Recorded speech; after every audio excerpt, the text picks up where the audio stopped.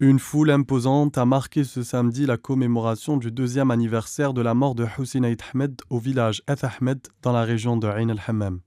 Environ 1 millier de personnes tenaient visiblement à lui rendre un énième hommage, ont pris part à la cérémonie de recueillement des personnes de divers horizons politiques, les membres de la famille du défunt Zaïm du FFS, des élus et militants, ainsi que les membres de la direction nationale du FFS, conduite par son premier secrétaire national, Hadj Sijilani, et bien évidemment, son épouse.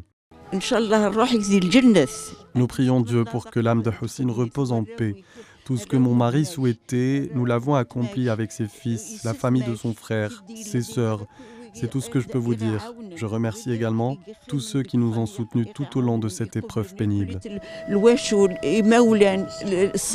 Après le traditionnel dépôt d'une gerbe de fleurs sur la tombe de ce chef historique et premier opposant de l'Algérie indépendante, Jamila Ait Ahmed a exprimé son soulagement après le rapatriement de Tunisie vers l'Algérie, les ossements du père de Hussein Ait Ahmed. Ait Ahmed voulait tellement que les ossements de son père soient rapatriés et c'est chose faite. Je remercie les Tunisiens pour cette démarche et pour les procédures facilitées.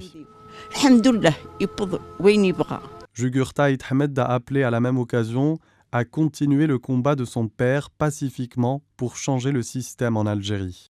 Il a émis le vœu d'être enterré dans un cercueil en disant qu'il voulait être enterré chez lui, auprès des siens, quand l'Algérie aurait acquis son indépendance. C'est dire à quel point le nationalisme était ancré dans sa façon d'être, dans sa culture et dans la culture du village, de la région et du pays. L'histoire est marquée de façon indélébile par des hommes qui l'ont faite. Celle de l'Algérie l'a été par l'un des plus grands révolutionnaires, le monument du nationalisme, Hussein Ait Ahmed.